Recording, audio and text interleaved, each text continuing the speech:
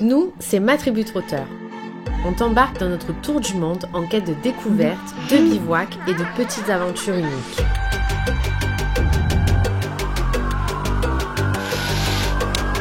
La vie n'attend pas, alors rejoins-nous pour explorer ce monde riche d'émotions et de surprises. Come on.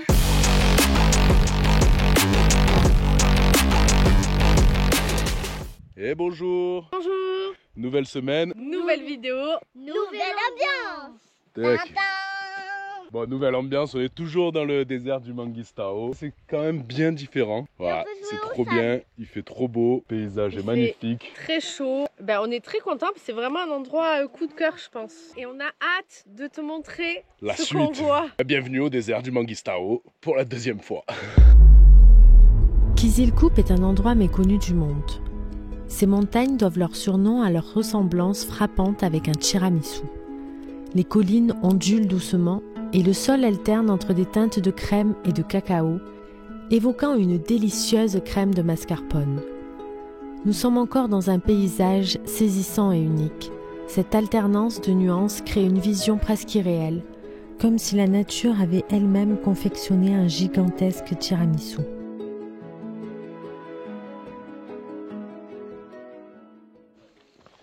Ouais, là, il y a un peu de mécanique quand même parce que ça fait un moment qu'on roule, on a fait plus de 10 000 km, ça remue dans tous les sens et tout ça. Donc en mécanique, ce qu'on a fait là, c'est on a retendu la courroie de la clim parce que ça faisait un boucan pas possible. On avait aussi là le support d'amortisseur là qui était complètement desserré. Donc ça on a redesserré, ça faisait des petits. Donc on a resserré ce côté et l'autre côté. Allez, et maintenant on check un peu le check classique, les huiles et tout. Et surtout, on va sortir le filtre à air, il doit être plein de poussière. C'est vraiment ça. Allez, le moteur et petit point mécanique, c'est tout bon. On va pas te parler de tout ce qu'on a fait là-haut parce que là-haut, on enchaîne les galères. Hein. Pendant ce temps ici, c'est de voir. Je prépare la prochaine évaluation de Mathis. C'est strict là. Hein. Et aujourd'hui, il a fait sa première évaluation de tout ce qu'on a vu et c'était parfait. Donc, je suis contente.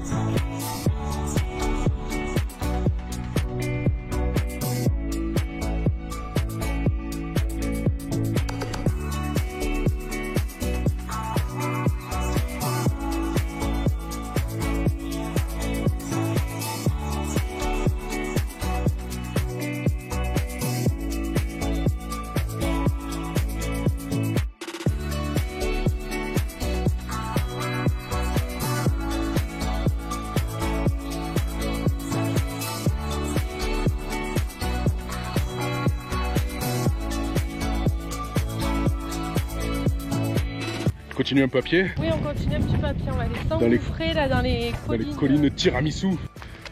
On dirait qu'on est sur Mars là, non un peu? Ouais, et on arrive sur la Lune. Mars, la Lune, on fait toutes les planètes là, hein, dans ce désert. Kizilkup présente des couleurs différentes en raison des différents minéraux présents dans les sédiments qui les composent. Le fer donne une teinte rougeâtre, mais le climat, l'humidité et la présence d'organismes vivants peuvent aussi influer la composition et favoriser certaines réactions chimiques, comme l'eau et l'oxygène qui peuvent entraîner des changements de couleur. En combinant tous ces facteurs, les montagnes Tiramisu ont pu développer leurs caractéristiques couleur crème et cacao distinctes, créant un paysage remarquable, semblable à celui d'un tiramisu. Ouais, c'est très joli. Ça change encore des paysages qu'on a vus au Mangistao, quoi. C'est encore un paysage complètement différent. Je pensais qu'il n'y avait qu'en Argentine qu'on pouvait voir des trucs comme ça. Eh ben non.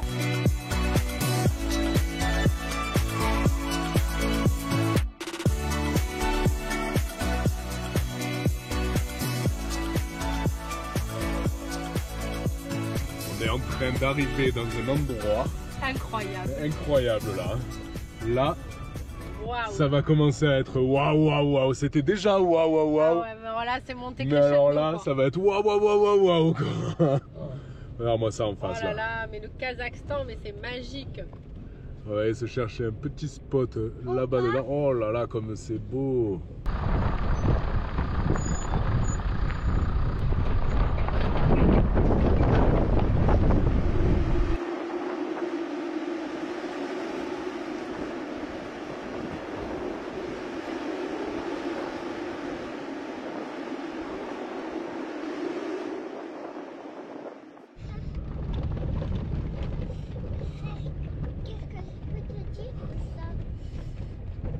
Pas loin du bord là. Punaise, Regarde.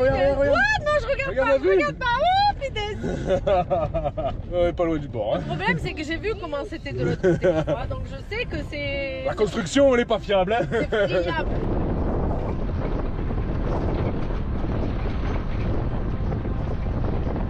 Bon, pour ce soir, ça va être ici. Ça va être ici, joli A vue. priori, on n'est pas trop mal. Hein. On va aller voir ça à pied. On va aller voir ça après.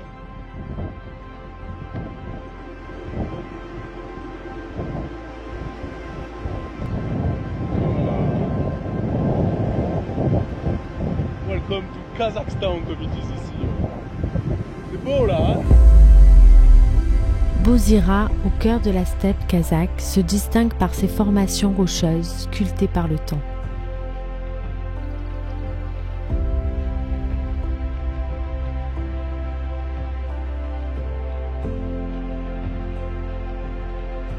Bon, alors le menu sur ce spot magnifique. On va faire un peu de hibli avec des carottes, ce bon morceau Un de... joli morceau de cochon. Une soupe quoi encore, c'est ça? Non.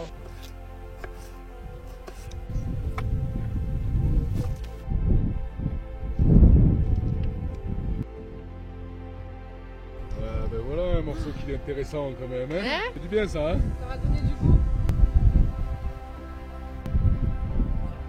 Une vue quand même exceptionnelle. Hein?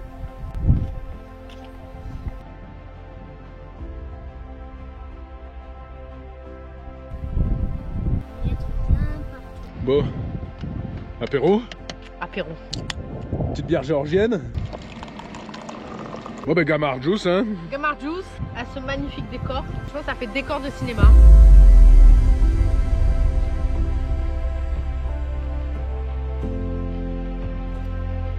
Ces structures géologiques, semblables à des tours de pierre, émergent d'un désert blanc, créant un paysage lunaire et mystique.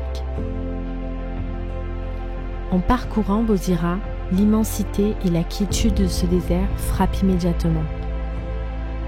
Chaque recoin dévoile une nouvelle perspective, une nouvelle merveille. Les couleurs changent avec la lumière du jour, passant du blanc éclatant au doré puis au rose.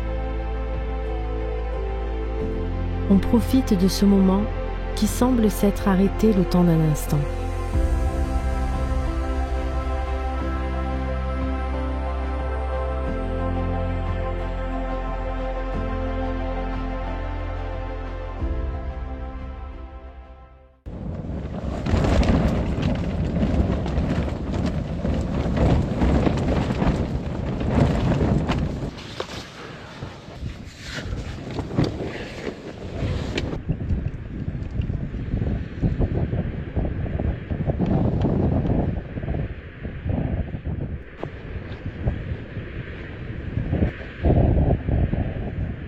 Bonjour.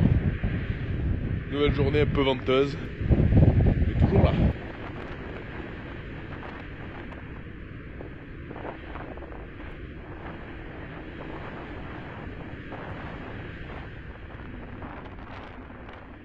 Et ben encore une fois, les Kazakhs nous amènent du Fanta, des oranges. Regarde comme ils sont beaux. Ils sont juste là. Super, hein? Ahmed, hein? Hello. Welcome.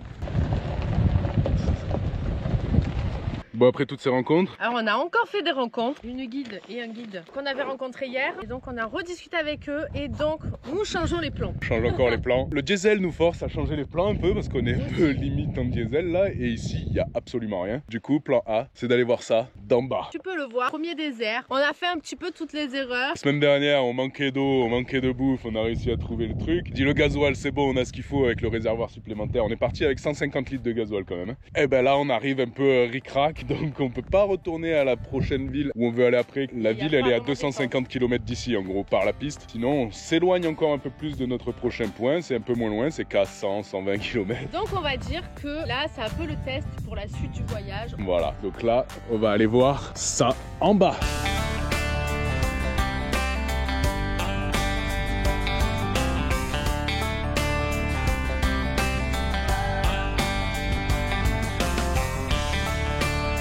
C'est les échanges de numéros parce qu'a priori on va se faire inviter là je crois encore. Hein. On est en train de se faire des copains et ils savent pas par où passer pour aller en bas. 6 Kazakhs qu'on a rencontrés ce matin, qui vont faire les lunettes à Matisse, le Fanta, les oranges, etc. qui nous suivent pour aller en bas.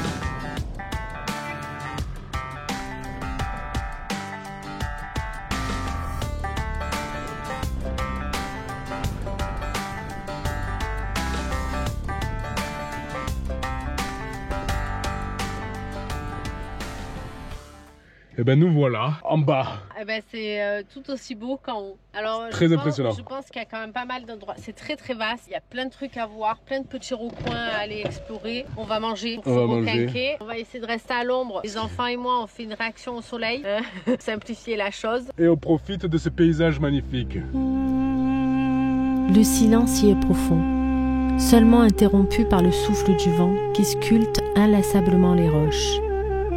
C'est un lieu où la nature révèle sa puissance et sa beauté intemporelle. Un voyage à travers des histoires vieilles de millions d'années. Bozira est un trésor caché du Kazakhstan, émerveillant et inspirant avec des panoramas à couper le souffle. Autrefois, cette région était recouverte par une mer peu profonde, laissant des dépôts marins de calcaire et de craie au fil du temps. L'érosion par le vent et l'eau a sculpté ces dépôts en forme spectaculaire. La blancheur des roches contraste fortement avec le ciel et le sol environnant, offrant des panoramas exceptionnels.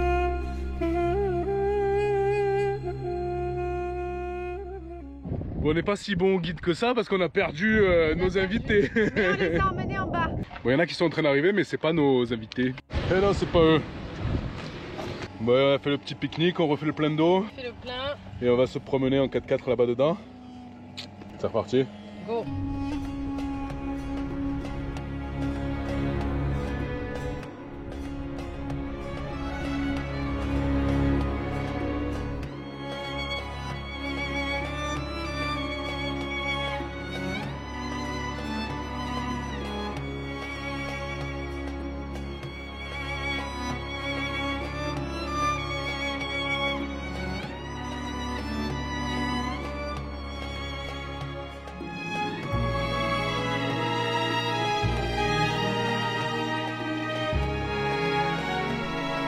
Les fossiles trouvés dans les roches témoignent de cet ancien environnement marin. L'histoire géologique de Bozira est celle d'une transformation d'un fond marin en un paysage désertique spectaculaire.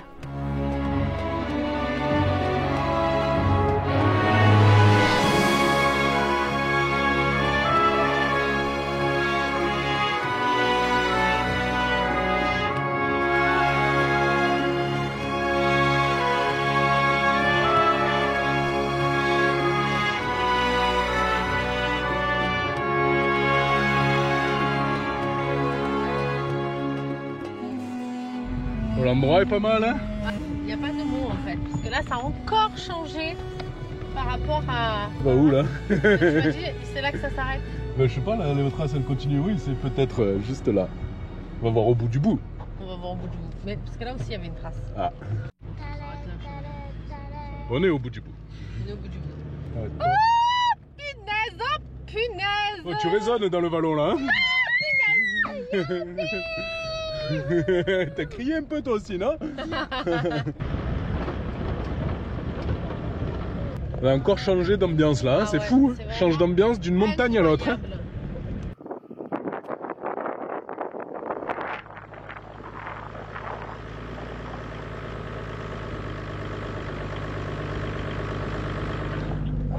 But du jeu, trouver un bivouac. On sait pas où aller, c'est ça? On sait pas où aller. On pourrait aller là, on peut aller là-bas, on peut aller là-bas. Là, moi je dis on sait pas choisir. Il est encore un petit peu tôt. On hésite entre. Il est un peu tôt et en même temps c'est très beau et là il n'y a pas de vent. Ouais, on va réfléchir. Bon, ce sera là, on est à plat. C'est parfait. Et l'endroit est juste waouh. Et alors on va pouvoir peut-être trouver des trésors dans ces boules de cailloux. On va chercher des dents de requin. On va chercher des dents de requin. Bon allez, on va essayer de voir le nid de l'aigle nous. Ouais. On a vu un aigle, allez, dans les falaises là-bas. Bon, on n'a pas vu l'aigle, enfin on a vu l'aigle mais il était où? Il était là-bas. Il était loin, il se faisait chasser par des corbeaux, il devait avoir un truc à manger. Et toi Ouais. t'as trouvé quoi en attendant là? Le coquillage. Ils Et sont belles hein? Wow, une Ça. carapace complète de tortue. Oui, sans la tête. Peut-être on enlèvera les pattes, mais peut-être qu'on gardera la carapace. Non, elle est jolie. Hein. Oui, et elle avait l'air très jeune, la tortue. Wow, et pendant ce temps, t'as fait ce gâteau, toi? C'est de la pomme avec du chocolat. Toi qui l'as fait? Oui, toute seule. Je l'ai même cuit. Il est bon ce gâteau alors? Toi qui n'aimes pas les pommes cuites, là, c'est bon là? Tu nous laisses pas ton autre moitié? C'est sûr.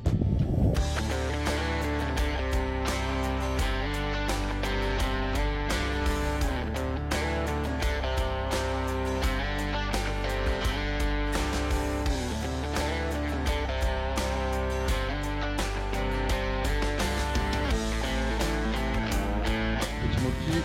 Wow, presque hein? J'en ai zéro. Regarde, Oh. moi. Ah, t'en as eu deux. Comment maintenant? C'est trop belle, c'est toi qui l'as inventé? Non, avec ça, avec la zéro.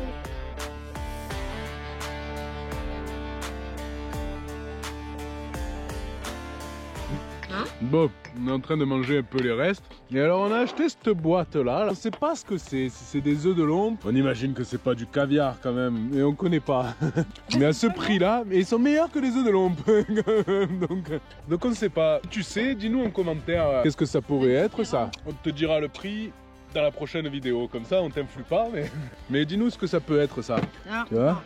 montre bien comment c'est pour voir quelle est la différence entre des œufs de lump et du foie gras. Ouais, toi, ça te manque, hein. C'est de lump ou du caviar.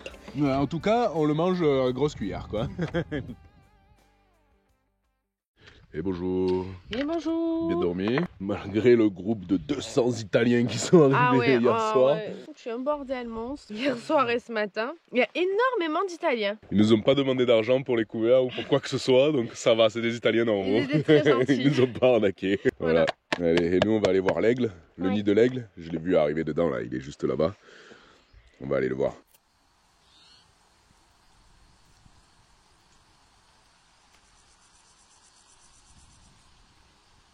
Bon ben pas d'aigle hein, encore.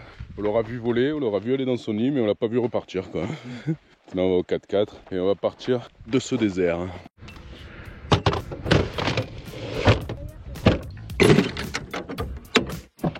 Et à votre place.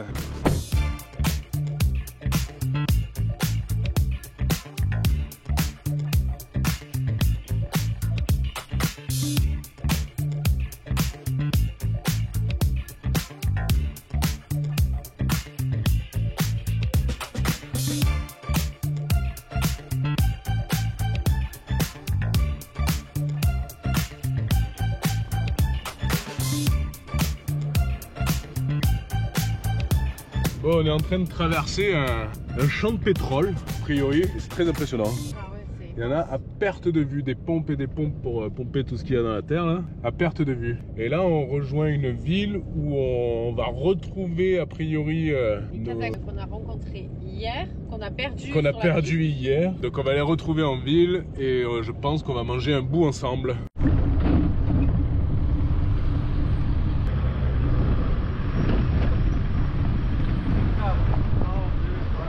Bon, ben nous voilà à notre premier restaurant, sans chaise. T'es bien là comme ça, toi, poulette? Alors pour la petite anecdote, étant donné que nous vivons dehors, quand Léane a dû enlever ses chaussures et foutu de la terre partout. Eh ben bravo. Voilà, là on est bien là. Là on se fait inviter au resto et franchement, on va être pas mal. On n'arrive pas à tout finir ou quoi? Non. Ça se fait pas, hein. Envoie-moi l'assiette de là-bas là. Ça c'est une dingue, très très bon. Vous êtes bien vous là? Ouais, c'est pas mal? Ça va vite. Là ça va vite.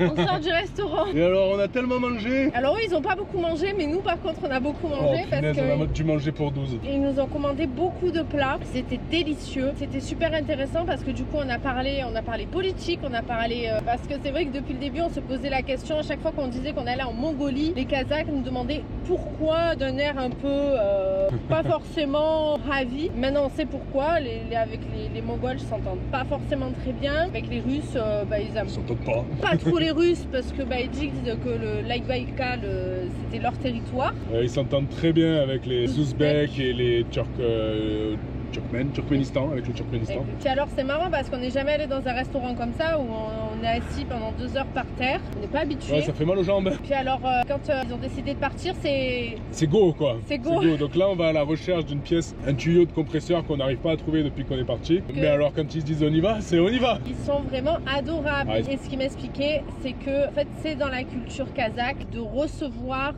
les étrangers. Ils aiment recevoir les gens et vraiment, Ils savent faire, hein, ouais. Ça se voit, hein. Ils sont vraiment adorables quoi. En tout cas, c'était vraiment très intéressant et on est vraiment super content de les avoir rencontrés.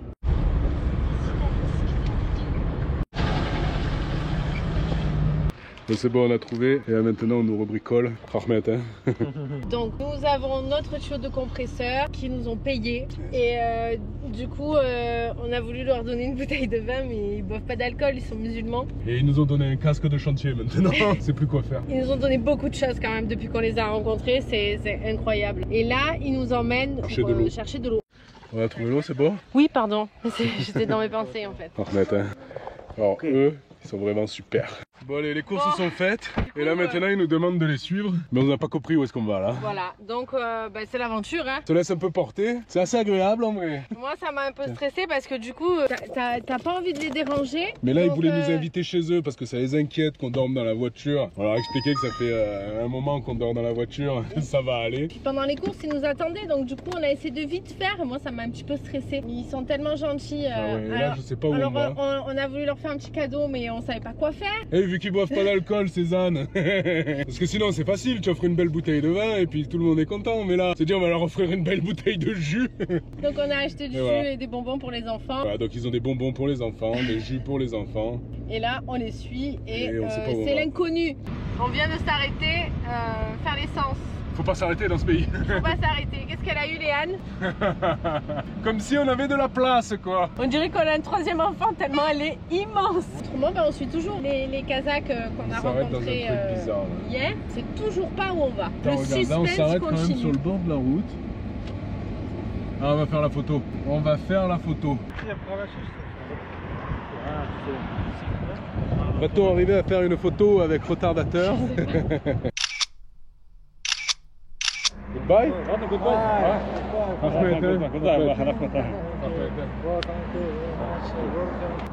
Bye. The best. Yes. Et dernière petite visite dans le Manguisto. On va voir la montagne Cherkala. La montagne du lion. Et regarde devant, non? Apprentissage.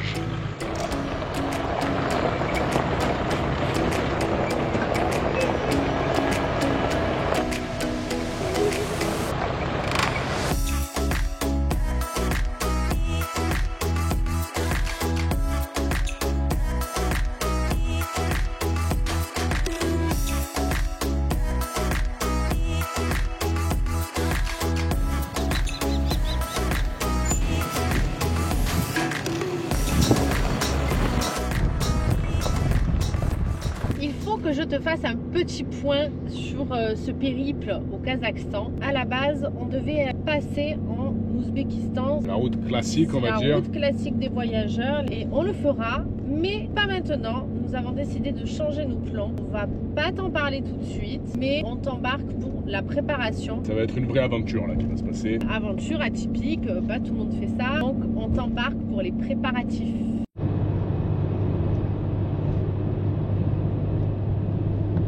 Une petite pause au milieu du désert là. Et là tu fais quoi? Et là je fais du piv. C'est quoi? Si tu veux nous soutenir, nous avons créé une marque de vêtements, de casquettes, d'accessoires, de mugs, etc. N'hésite pas, tu peux aller te faire plaisir et nous ça nous soutient dans notre voyage. Merci beaucoup.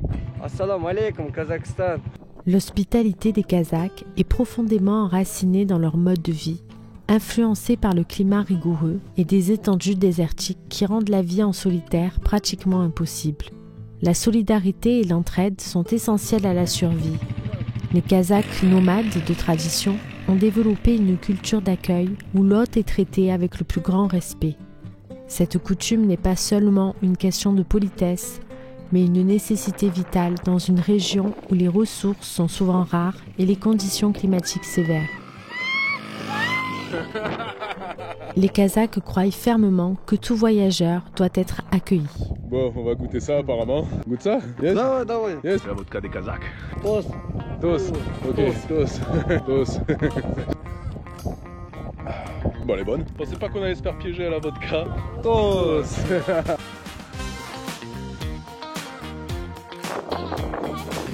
Allez, on passe au vin. Les Kazakhs, ils sont pas tous musulmans en mode je bois pas. Hein. Et on en profite. Attends, je vais prendre voir le Ok. Yes.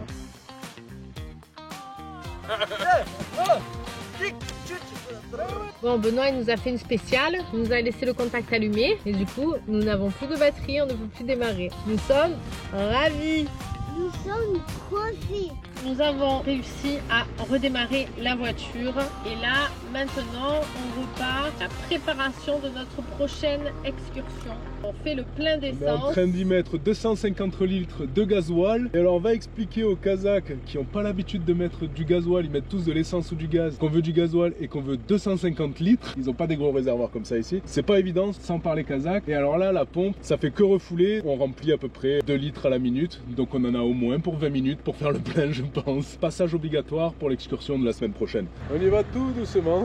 Mais on va remplir tous ces réservoirs là. Deuxième mission après le plein d'essence. Maintenant c'est remplir l'eau. C'est l'eau. Et on va remplir à fond parce qu'on va partir longtemps dans des endroits où il n'y a rien. On utilise notre petite pompe 12 volts là parce que l'eau elle est dans la station essence, dans la douche. Voilà, donc il n'y a pas de fontaine ici. Et alors du coup c'est assez pratique d'utiliser cette petite pompe, chose qu'on n'a jamais utilisée mais alors depuis qu'on est au Kazakhstan. On remplit le bidon au robinet, on le ramène ici et on remplit le réservoir avec la petite pompe. Et c'est assez pratique. C'est très pratique.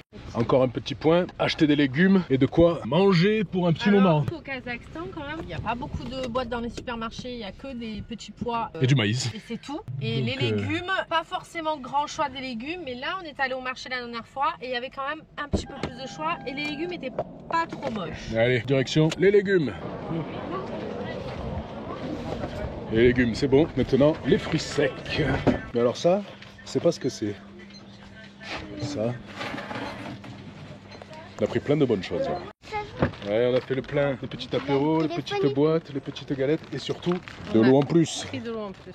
On est prêt pour notre expédition. On a de l'argent en liquide, on a les courses, on a l'eau, Beaucoup d'eau. beaucoup d'essence. On est, je pense, au point. Pouvoir rester pendant un moment en autonomie, pendant longtemps en autonomie, le maximum de temps en fait. On peut pas. Là, on a pris tout ce qu'il faut pour rester le maximum de temps en autonomie. Du coup, on te dit à la semaine prochaine, cette vidéo est finie. J'espère que cette vidéo t'a plu. En tout cas, on a beaucoup aimé le Mangistao. On a rencontré des Kazakhs, mais adorables, avec qui on continue de garder contact. Et vraiment, c'était incroyable la gentillesse. Puis on a hâte de continuer notre périple au Kazakhstan parce que vraiment, on se demande mais qu'est-ce qu'on va découvrir d'autre. Ouais, on a hâte de la suite là. Donc, on te dit à la semaine prochaine pour une nouvelle petite aventure.